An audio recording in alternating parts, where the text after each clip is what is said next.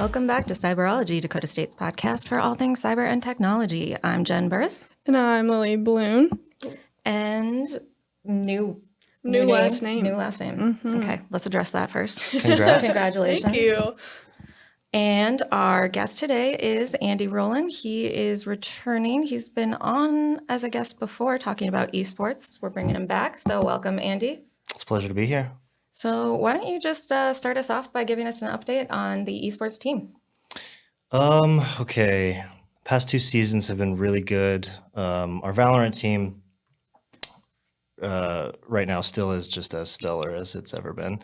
We've got a really good core group of guys, Billy, Xeon, guys who are just really hungry, guys who like playing the game, who like studying the game, who are good at it. And I think what I'm most proud of about them is that they've taken this love for the game that they like to do, and they've been able to share that passion with other teams in our conference and got to know a lot of the other really good players in the league and play games with them and get to know them as competitors, right? And I think that showed this past semester. We played NDSU in champs, and Swunk and a couple of the guys over there who are just like really good players we've become friends with. So it's almost bittersweet when we're going up against our, the guys.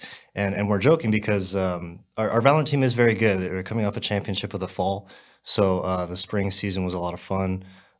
We had all the expectation on us to win that game, to win champs again, right? Because we are the team to do it. Even NDSU was like, okay, take it easy on us kind of thing. And that story of having expectations on you is always tough to rise to those occasions, right? NDSU had nothing to lose in that game, right? Like, we're all friends. It's cool. We're going to play a game. We're going to have fun. We're going to do well. They had no pressure on them. Jumping onto that stage and knowing that you have to win or you should be winning, that's tough. And that's something that this Valorant team has experience with multiple times, being the top dog, being the good team that has to rise to that occasion and be that good. So I think that's why spring, why we came in second in the spring.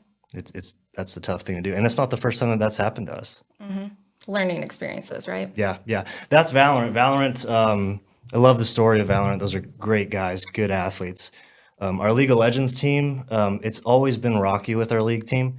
We've been really good. We've been really bad during regular season, ups and downs, drama on the team, subs, personalities clashing, the whole thing that comes with, traditional sports. I do want to shout out that since Evan, my assistant coach, has been here, he has done wonders with that team. They were middle of the pack, facing elimination, not doing well, and then Evan came in and just gave him structure. That's really he knows that game at a very high level. He's an ex-pro player. He's played at the highest level of collegiate play at Riot Studio, like whole big deal. I'd love for you to pick his brain sometimes. He's an awesome guy. Yeah, we'd love to. Since he's been here, he's won 2 in a row. He's won 2 champs in a row. He took a middle of the pack team and made them absolutely great. And it's just poise, it's confidence, it's stillness, it's comfortability with the game. He's cool. He's awesome, and I'm happy to have him. Awesome. How many games do your teams play? We are extremely diverse. Our sport or our department is really big. We house pretty much anything you can think of that is a major esport title. We've got fighting games. One of the more we've got sim racing that we really want to try to continue to grow. But we've got Rainbow Six, CS:GO, or CS2 now, Overwatch, the whole thing. We've got it all. And about how many student athletes do you have these days? At the end of spring, our total engagement was at 140. Okay. So Wow. 140. Impressive. Yeah. Our varsity titles, like the top that we really go out and really get it for, I'd say about 30 to 40 guys who are extremely competitive. Others would be JV rosters or just being on a team, having fun. Sounds like a fun time. It is, yeah. It's a lot of fun. It's a great. It's a community, is Yeah. what it is. Like you have that many people, you get that many people together with similar interests, same classes, things like that. You build a community, and the culture of that community is the most important thing. There are guys who join us who really want to compete and really want to do well, and those are the top 40 guys. Those are guys who are really serious about what they're doing and why they want to be with us. And then you've got everybody else who just loves being a part of that. You got everybody else who likes to, podcast about it, or likes to do Twitch streams about it, or have that conversation. We're a tight knit community. The Rainbow Six team knows what's going on with the league team. The league team knows what's going on with Valorant. We're all a big family, and I think that's one of the more important pieces of our community. For sure. So can you tell us a little bit about the new facility that the team will be moving into? Yeah. What an exciting time. Not only that, I'm extremely humbled and grateful that the university is willing to spend so much money on our program. There aren't a lot of universities out there who are giving esports the time of day. And I think that's a big mistake. I think that, what we've been able to, I'll say accomplish is not that hard. You just bring a bunch of people who have similar interests and then use those interests for good. It's a beautiful thing, and I think that a lot of people are starting to recognize that. I think a lot of universities are starting to kick up programs like this. You're seeing a lot of high schools start programs like this. There's just so much opportunity that comes from it. And so having this university see the potential of what that is really early on, cater towards it, and now we're at the point where, we're receiving a brand new facility, right? We've got computers on the way, and we've got this beautiful room, and we're showcased in this brand new athletics event. I'm extremely grateful. With that, there are so much opportunities now that DSU can do with an event like this. We're looking to line up, high school esports champs. I want to do CCL champs. I even want to bring CLAL champs here and partner with Riot. Like we've got that good of a venue. It's a fun time. I've been in there a couple of times. We've done some sponsorship walks through there with some companies who are interested. A lot of money involved, obviously, with a huge athletics facility. But to be the centerpiece, to be, a number one priority at this university is it's great. I don't know if words can describe how thankful I am to the university for understanding that and being able to provide stuff for us to succeed. For sure. That is exciting. I mean, with all those people in the community too, it must be nice to have maybe a bigger space or something that you can just commit to and be like, yes, this is our home now. Yeah. We grew out of our current esports room the minute we got it. We've got 10 PCs and I've got 140. That's a lot. Yeah. It's a lot to manage. It's a lot to really. It's hard to get guys time on 10 PCs, especially when we've got games every day of the week and multiple games every day of the week. Like it takes a lot of coordination to get that done.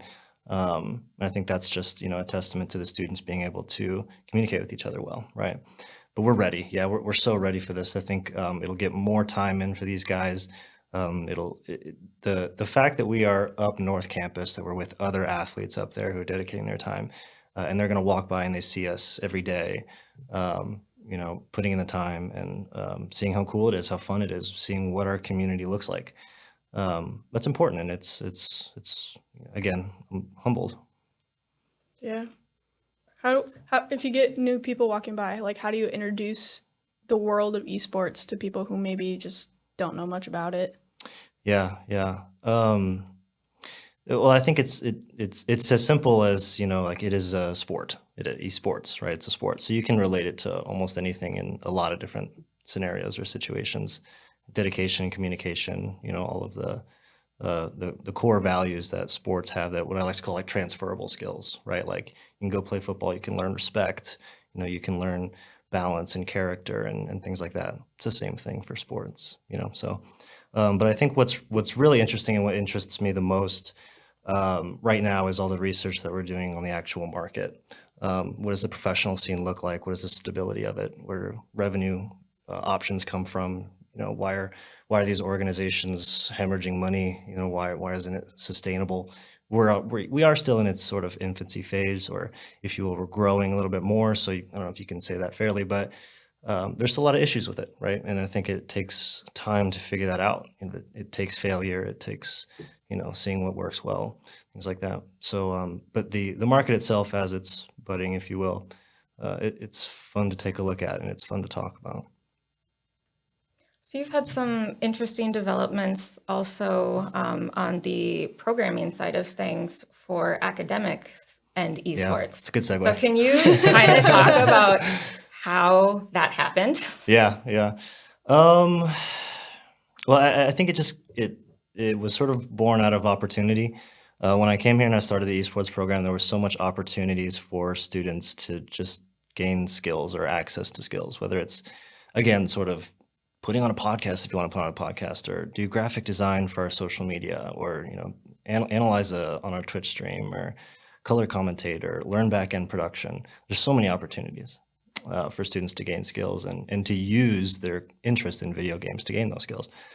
And so I think with all of that opportunity in front of us, the university said, let's start looking more into that. Let's look at what the industry standards are and what it takes to do these things. And it's an interesting conversation to talk about this, the economics of what this video game market is. It's supposed to be a billion-dollar industry, right? Like there's money all over the world for these things. And so let's study it. Let's figure out where that money is going and how we can improve it. So how did you kind of develop curriculum and bring this into a classroom? How do you teach esports? Yeah. Right. Yeah. So let's see. We start off with the minor. That's in the College of Education. And it's esports administration. So it's basically how do you run the organization. And this is supposed to be a minor that you can get, that you can slap onto your resume and take it anywhere. The target audience for this is, we love to put it in education, because if you come out with a certification in education to go teach, or you're an IT administrator at a school district or something like that, you have esports sort of certification as your minor. And then you can go and start a program anywhere, whether it's K through 12 or, what have you. But a lot of what it is also that I'm preaching a lot is these transferable skills, the skills that you can learn about this industry that you can take anywhere, managerial skills or whatever, this is a good outlet for that. So that was where we were thinking with the target audience for education. As you get more in depth about the organization, you start thinking about finances, generating revenue, sponsorship deals, and that just screams business, right? And so it made sense to me to put that there. I think, in my opinion, both the college esports and professional esports world needs people to think about this a little bit more. People with traditional business mindset to come in and help the market grow. If you're interested in video games and you have a business savvy mind, let's talk. That's sort of where this sort of spurred from. And not only that, this university has such a game-centric focus with game design. Obviously, we have cybersecurity and a lot of IT-related things. So we want to continue having that conversation from all aspects. We'll talk to some of the game design professors, and they teach how to make the game, but they don't necessarily teach what the studio does to promote the game or to generate revenue or to market the game. This is the same thing, right? This would be, you can call it esports as in you're managing teams, but the business side of things, all of those aspects of it, those are some of the really interesting things that we wanted to put in the graduate degree. Every time. Every time. I jump a little bit every time. It did jump. We'll figure it out someday. It's a work in progress. There's a cone on the table that jumped at us. Budgeting constraints. Please Gotta send your love it. donations to DSU Marketing. Those are all the pyrotechnics we have. Those are all the explosions I get. We're limited. We can't have very many Yeah. fireworks, Okay. So For the third time I come back, I want fireworks. So, Okay. Yeah. Okay. We'll get some sparklers. Let's see. bring a maintenance team in.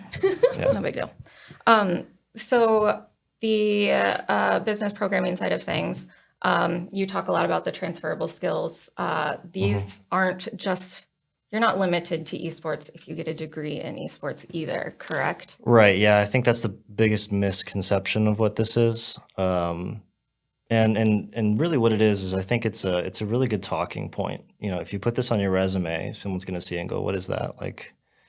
And then that's a really cool conversation you can have in a job interview, to impress them about what you learned, and that they're going to expect video games probably. I think that the narrative is probably shifting, how that more students are coming out with these skills and they're starting to understand things a little bit more. But that's an interesting conversation to have is, oh, video games, tell me about that. And then you start talking about all these real world, hard, impactful things like, well, there's leadership components, and I managed a team of 3, and we would coordinate, and we set our practice times, and you can have conversations about player disputes and how to manage a team well, and all sorts of things. Sports management, if you will. This fits perfectly in what that is. And that's why in our upper level courses, we have Scott Klungseth, who teaches those. It's a sportainment management degree. These courses are the same. You can choose to pick those. So he teaches those at the higher level, and that's, again, just fits the narrative of what we want to do. Is we want to use this sport to create opportunities. And so if you're going into a tech-related field, which most DSU students are, it's a cool thing to slap on your resume. It's a cool thing to say, I was a part of a team, or I was a part of an organization, and we saw how things were run, how dollars were spent, how management was, things like that. You kind of touched on it before, but what are some of the courses that are offered? Or Oh, yeah. I teach Intro to Esports, and that is your basic level. What is esports, right? And you don't need a background in esports No. to take that one, right? No, you don't. You don't. I would prefer that you didn't. But if you do, you do. I mean, like most people who come in will know all of the things that we're teaching here. And basically it's Intro to Esports. So I want you to know what the top games are that are being played right now worldwide. Play them. Tell me about it. Play the video game for your first assignment. Like, Kind of fun introduction. absolutely, absolutely. That's what this is. And I might get in trouble if I say this. I want this to be an easy class. This is an A. I mean, come on.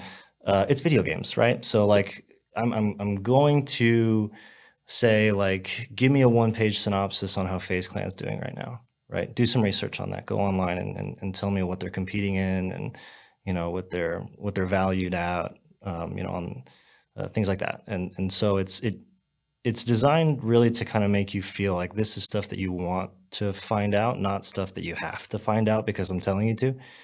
And yeah, it's supposed to be fun. That's the intro course, is really just tell you how we build programs, how I built this program, some of the things to look out for, Twitch streaming, social media, all these things that are really important to building what an esports community is. So that's Intro to Esports. That's a fun one. My favorite course that I'm teaching is in the spring. It's Contemporary Issues in Esports. So those are modern problems right now with what's going on. And I don't want to sound like it's just complaining about the esports market, because it's not. It's celebrating it, if you will. But yeah, like I said earlier, esports is $1 billion industry all around the world. Why are organizations not profitable? Why isn't that money trickling down? Why aren't esports athletes getting paid hundreds of thousands of dollars? Why are we on minimal contracts? Things like that. Why is, again, player salaries so capped, but you see players moving in and out of the space all the time. It's not consistent. It's not stable, right? Imagine being a free agent in football and not knowing if you're going to have a job playing football ever again. There's a job market that can pick you up after that, again, with all these transferable skills. But if you're playing on a team that is so cutthroat, and you don't make it, or you're not performing well, those are the same anxieties that you have at traditional sports, right? But it's harder because you're not making hundreds of thousands of dollars. You're making $40,000, and if you don't know if you're going to have that job again, that's detrimental, for pro athletes to be able to go through that. Now that is a lot of money, especially to play video games or to play your sport at a high level. But the market is lower than most sports right now. And the idea is to raise that market, get more people involved, get more eyes, get more sponsors. So that's Contemporary Issues, if you will. Okay. So what are some of the skills and jobs that are related to the esports industry, but are, not managing a team or Sure. some of the ones you actually might not, competing on an esports team? Like, what are some of the periphery? you might not think about it first Yes. kind of Right. jobs. Oh boy, there's so many. I think media is a huge one, and media is a really lucrative career that you can move into. I think social media posts, graphic design, engagement with your audience is key. I think the best way to gauge whether or not your company is doing well, or your community, or your sport, or whatever, your team, is how consistently you're engaging with your audience, right? Because they want to know what's going on, especially if it's an entertainment thing like esports is. It's entertainment. You want to know what's going on in their lives. So how consistently are you engaging with your with your audience. That's social media. That's everything that is. Huge market for that. And there's a lot of things you can do. Hosting, graphic design, all sorts of stuff. LAN events are another one. Large scale computer events, the networking that goes behind it, stage setup, layout, sponsorship deals, bringing in partnerships for events, everything that goes around putting on large scale gaming events, specifically gaming events, because it's tricky to get 50 PCs running on the same network with It is? zero latency. Yeah, you wouldn't think We of it, we right? struggle in the office Throw some them all days. I don't together. know. Yeah. But yeah, I mean, like to do those things at a high level, it takes a lot of coordination. It takes a lot of leadership, project management skills. Another thing, back end production is another big one for. I mean, you might be able to stuff that into media, but that's another really big one. Running a team and leadership really, I think, is the biggest thing. I've had a few students who are great student athletes of mine, who are managers on their team, who went and got a job in a management role because of the leadership position that they had in the organization. And more often than not, my coordinators who are running each scene, they don't play the game. They may not play the game much at all, but they understand the language of what that is. They know what the game is. They can talk tactics about it and they understand it. They've got 5 guys that they can communicate with, player management, right? And then they can report to me in a professional way what's going on with the team, or talk to me about issues that are going on, or red tape that they have to jump through with their conference, or what have you. These are all very applicable skills. They're working for me, but it's fun. It's fun because we want to do that. We want to put these guys into play. We love that opportunity to see our university build a strong program and compete with some of the best teams in the nation. I don't know. Go home and do something big. Start streaming on Twitch? Yeah, maybe. I don't know. Yeah? You play games? Sometimes. Okay. Not like a ton or anything. Just like Uh-huh. every now and then. Fun ones, fun Yeah. games. Yeah. To me, they're fun. I don't know. Yeah. I'll stick with the old school Nintendo. Those are very fun. Those are fun. great. Play that on Can't go Twitch? wrong with Super Mario. Oh, they're great. Yeah, level design. So fun. Aggravating, Duck Hunt. but fun. Duck Hunt. Yes. Yes. Put that on the wall back here. Just get signs for different games. So, what's the significance of esports exploding on campus here and just growing exponentially? It started as a club, then it moved into an athletic sport. Now we have multiple educational programs about it. Well, I mean, that just goes to show sort of who the audience is here at DSU. I think there are a lot of tech-oriented people here that just have those common interests. It's fun. I mean, like, you can look at like the esport video games that are being played as sports, right? It's a 5v5 or it's a 3v3, whether it's Rocket League or Valorant or League or something along those lines. There's tactics that go involved with all those things. But I think a lot of what video games is also sort of what we were just talking about with Mario. It's level design. It's completing a puzzle. It's fun stuff. That's like and I think that there's an element of that takes a lot of intellect to accomplish or to seek, right? And I think that there are a lot of those aspects here at this university. There are a lot of students who are genuinely smart and interested in solving puzzles or solving problems, moving into that cybersecurity space and doing research. If you can't figure out how to beat a level, do your research on it and then go back and start implementing those practices. I think there are some cool aspects of video games like that just draw intellectual people, students, kids, to the school. It's definitely grown, I think. Yeah, I think I've been here, this is my 5th fall now, so I'm on my 5th year. And about 5 years ago, this university was not as big as it is now. We didn't have as many students. And I can tell just the amount of athletes that I've had has gone up since then. I don't want to say that the quality has gone up because we've always had great students here. But we are more competitive now than we've ever been. Like the students that come here are really smart, and it just so happens to be that they're really good at their game. Like that's just kind of that's the climate of what DSU is. It's cool. I'm proud to be a part of that. It's fun to be a cool nerd. Yeah. You know, like to be a cool nerd is a cool thing these days. 100%.